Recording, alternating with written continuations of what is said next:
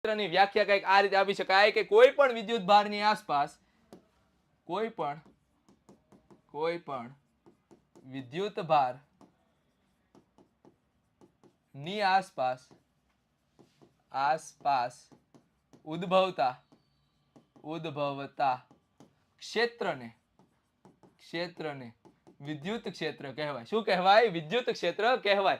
માનો કે આ વિદ્યુત ભાર છે એની આજુબાજુ કઈ ક્ષેત્ર બન્યું તો આ ક્ષેત્રને શું નામ આપ્યું? તો કે વિદ્યુત ક્ષેત્ર નામ આપ્યું. ડિપેન્ડ કરે છે કેવો વિદ્યુત ભાર છે. રેડી? કેવો વિદ્યુત ભાર છે એના ઉપર ડિપેન્ડ કરે છે. બરોબર? જો આ વસ્તુ તમારા એક્ઝામ પોઈન્ટ ઓફ વ્યૂ એટલું બધું ઇમ્પોર્ટન્ટ નથી, પણ આ જે નોલેજ છે મગજની અંદર જે ખોપડીમાં ઘૂસશે, આ જે નોલેજ મળશે બહુ એટલે બહુ અગત્યનું છે. અને આ જ નોલેજ તમને ચેપ્ટર નંબર 2 માં કામમાં લાગશે. ચેપ્ટર નંબર 2 જેનું નામ છે સ્થિત વિદ્યુત સ્થિતિમાન અને કેપેસિટરની અંદર આ ટોપિક આવે છે. બરોબર? રેડી? તો આ વસ્તુને આપણે ફરજિયાતપણે ફીલથી ભણવાનું છે. ઓકે? મગજમાં વાત ઘૂસે છે. ચાલો તો હવે આપણે આગળ વધીએ. તો વિદ્યુત ક્ષેત્રમાં થોડુંક મારે એમ કહેવું હોય કે ભાઈ અહીં કોઈ ક્યુ વિદ્યુત ભારના કારણે કોઈ બિંદુ P પર રહેલા Q0 વિદ્યુત ભાર પર લાગતું બળ લખી શકાય F બરાબર K capital Q Q0 upon R square. અહીંયા મને થોડીક એવી નાનકડી એવી છે ને એઝમ્પશનમાં ભૂલ થઈ છે. આપણે અહીંયા કેપિટલ Q ધારીશું. શું ધારીશું? Capital Q. બરાબર? જેથી આપણને સરળતા રહે. ચાલો તો આ આપણે બળનું મૂલ્ય મળ્યું.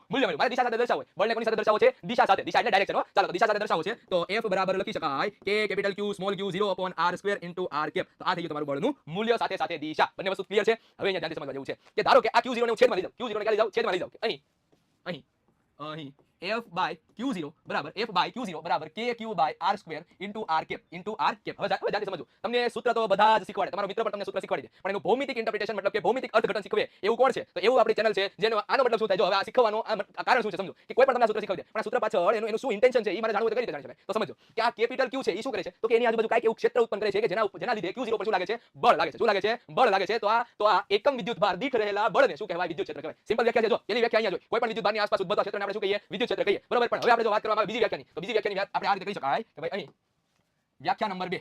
રેડી? વ્યાખ્યા નંબર 2. બરાબર? તો વ્યાખ્યા નંબર 2 શું કહે છે? તો કે ભાઈ એકમ ધન વિદ્યુત ભાર દીઠ લાગતા બળને વિદ્યુત ક્ષેત્ર કહેવાય. શું કહેવાય? વિદ્યુત ક્ષેત્ર કહેવાય. સિમ્પલ વ્યાખ્યા, સિમ્પલ અને સોબર વ્યાખ્યા. બરાબર? કોઈ પણ પ્રકારનું ગોખવા